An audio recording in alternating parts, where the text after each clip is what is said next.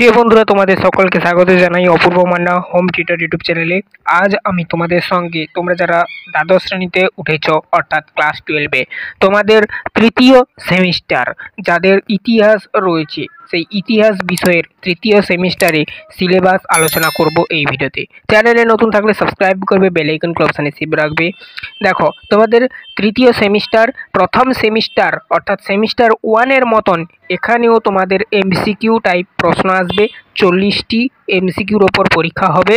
40টি প্রশ্নের মান থাকবে 1 করে, প্রত্যেকটি প্রশ্নের মান আর কি 1 করে 40 নম্বরের পরীক্ষা হবে।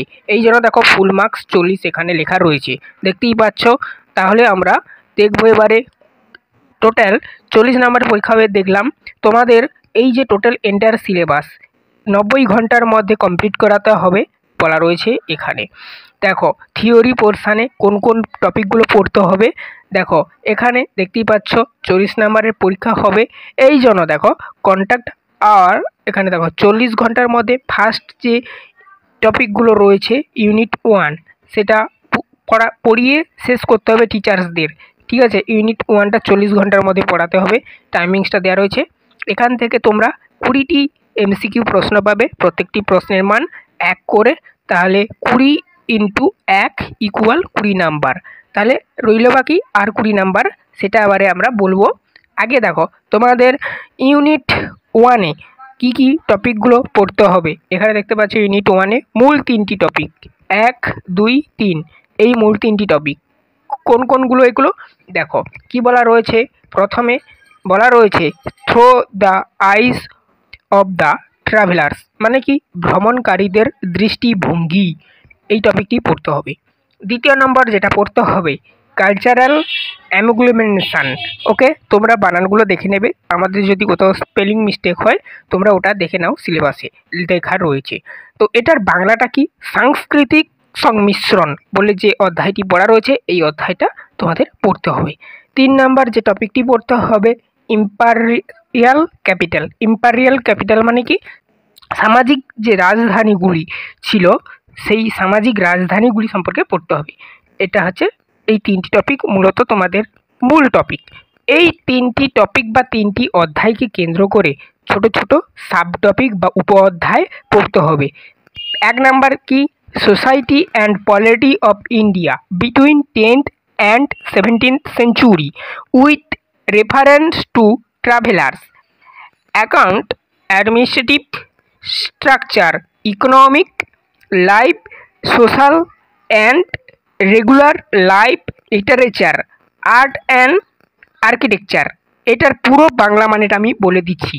মানেটা দেখো, ভ্রমণকারীদের বিবরণ এবং এদের রেফারেন্স, ভারতের সমাজ ও রাজনীতি 10ম থেকে 17শ শতকের মধ্যে, এই জন্য বলা রয়েছে 10th and 17th century।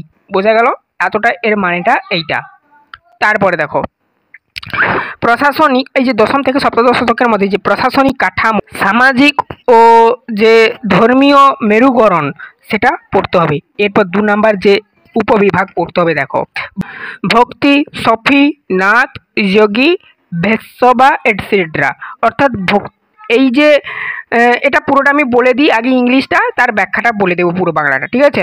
তা ভক্তি কাল্ট, শিবম ভক্তি, শিবম bhakti, saints, impact of bhakti ideology, origin of Sufism, Sufism orders in India, impact of Sufism etcetera. আচ্ছা, এর পুরো বাংলা মানেটা শুনে নাও, ইংলিশটা এতটা না গুরুত্ব দিলেও তোমাদের চলবে।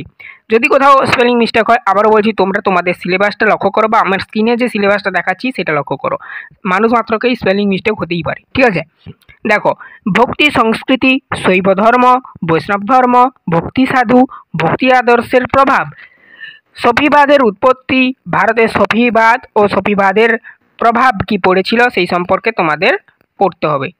বোঝা গেল, পুরোটা আমি ব্যাখ্যা করে বলে দিলাম। আরেকবার তোমাদের জন্য বাংলাটা পড়ে শুনিয়ে দিচ্ছি। ভক্তি সংস্কৃতি, শৈব ধর্ম, বৈষ্ণব ধর্ম, ভক্তি সাধু, ভক্তি আদর্শের প্রভাব, সফিবাদের উৎপত্তি, ভারতে সফিবাদের কি প্রভাব পড়েছিল সেই সফিবাদের প্রভাব সম্পর্কে পড়তে হবে এবং ভারতের যে সফিবাদের বিভিন্ন ধারা সেই সফিবাদের ধারাগুলো সম্পর্কে পড়তে হবে।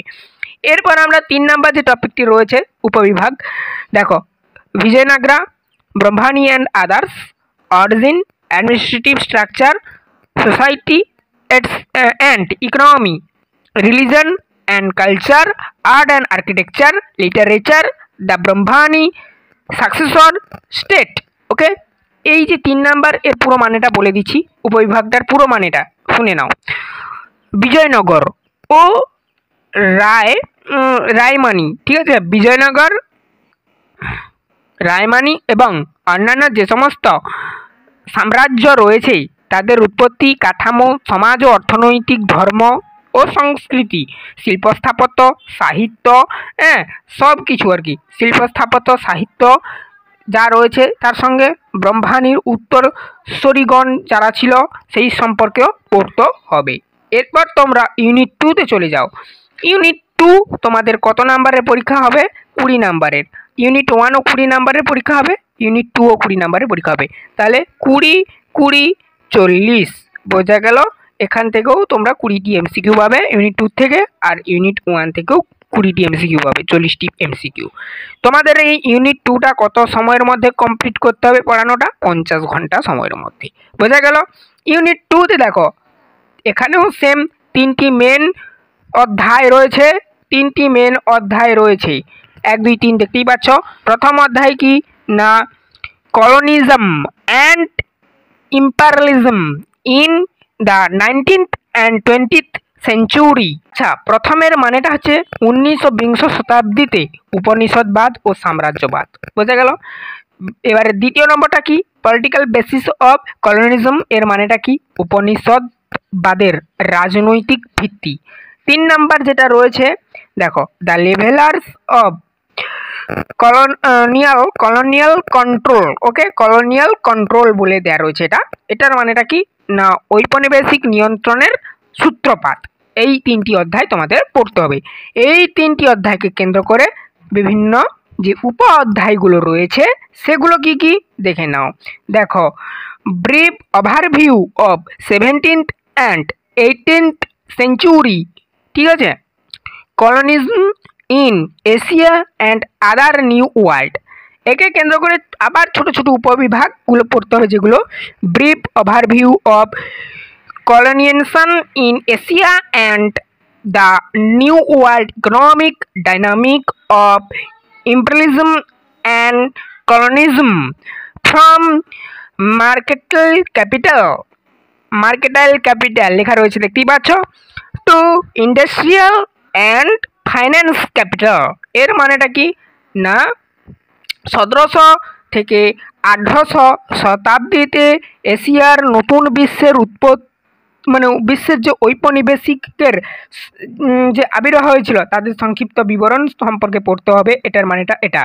তারপরে এই যে ছোট ছোট যে উপবিভাগগুলো এটা বলে দিচ্ছি, দেখো, এশিয়ার ঔপনিবেশিকরণের সংক্ষিপ্ত বিবরণ, বোঝা গেল।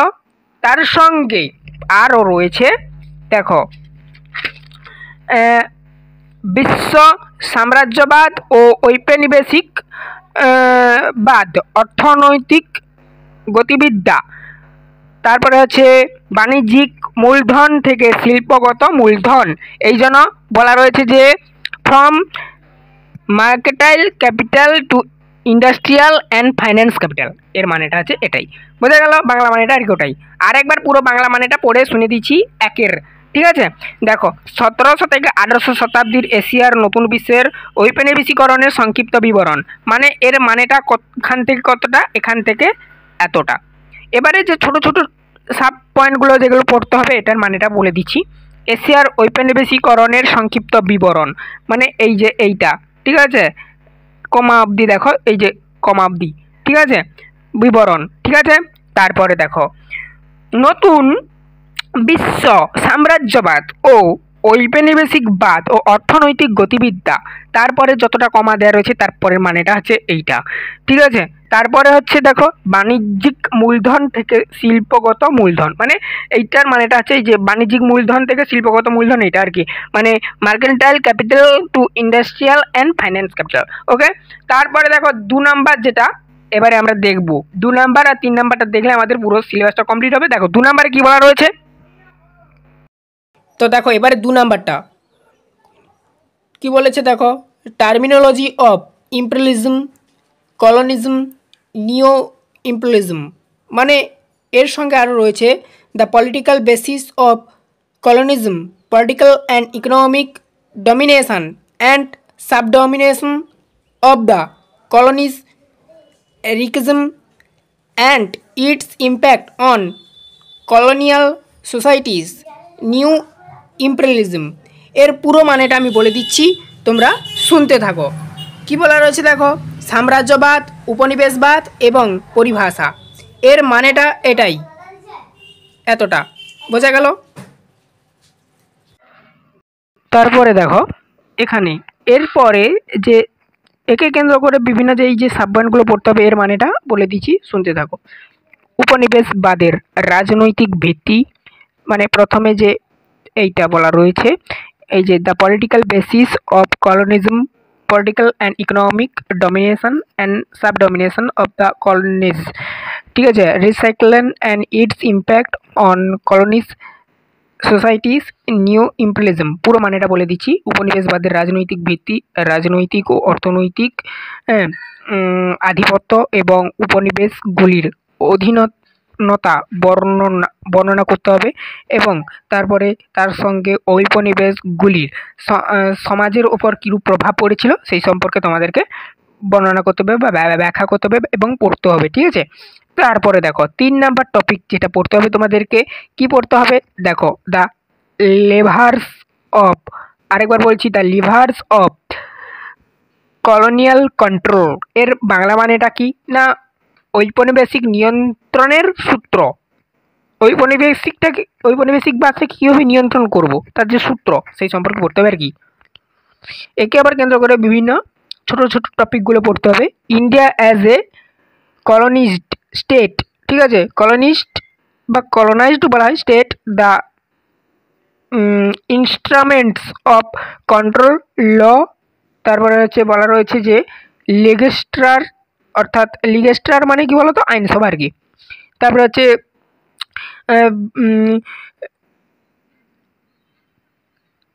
Bureaucracy, police, army, the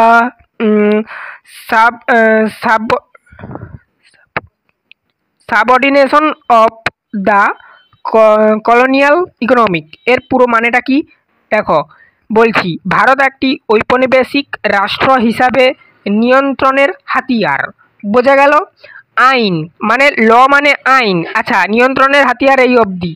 Bharat একটি ঔপনিবেশিক রাষ্ট্র হিসাবে নিয়ন্ত্রণের হাতিয়ার মানেটা হচ্ছে India as A colonised state, the instrument of control. এর মানেটা হচ্ছে যে ভারত একটি ঔপনিবেশিক রাষ্ট্র হিসাবে নিয়ন্ত্রণের হাতিয়ার, এর মানেটা হচ্ছে এটাই।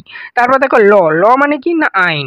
তারপর দেখো বলা রয়েছে লেজিসলেচার, অর্থাৎ লেজিসলেচার মানে কি না আইন সভা। তারপরে দেখো ব্যুরোক্রেসি মানে কি না আমলাতন্ত্র। তারপর দেখো পুলিশ মানে পুলিশ, আর্মি মানে কি সেনাবাহিনী, ঠিক আছে। তারপরে দেখো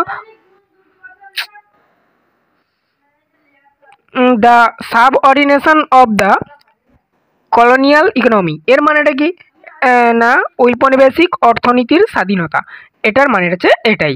তো এই ছিল টোটাল তোমাদের হিস্ট্রির এন্টার সিলেবাস 3rd সেমিস্টারের ক্লাস 12-এর। তো ভিডিওটা কেমন লাগলো বলো কমেন্ট করে, কোথাও যদি বুঝতে অসুবিধা হয় কমেন্ট করে জানিও, চ্যানেলে নতুন থাকলে সাবস্ক্রাইব করে নিও। এইগুলো টপিক ধরে ধরে আমরা ক্লাস নিয়ে আসবো। আমরা নাম্বার বিভাজনটাও বলে দিলাম কোন টপিক থেকে কত নাম্বারের প্রশ্ন পড়বে। তো অবশ্যই তোমরা ক্লাসগুলো দেখতে থাকো ইতিহাস বিষয়ের। এছাড়া তোমাদের অন্যান্য যে সমস্ত সাবজেক্টগুলো যে যাই নিয়েছো কেন সমস্ত সাবজেক্টের সিলেবাস আলোচনা করা হচ্ছে। অবশ্যই চ্যানেলটাকে সাবস্ক্রাইব করে বেল আইকন অপশানে সেভ রাখবে। আজ অবধি সবাই ভালো থেকো, দেখা হবে নেক্সট ভিডিওতে।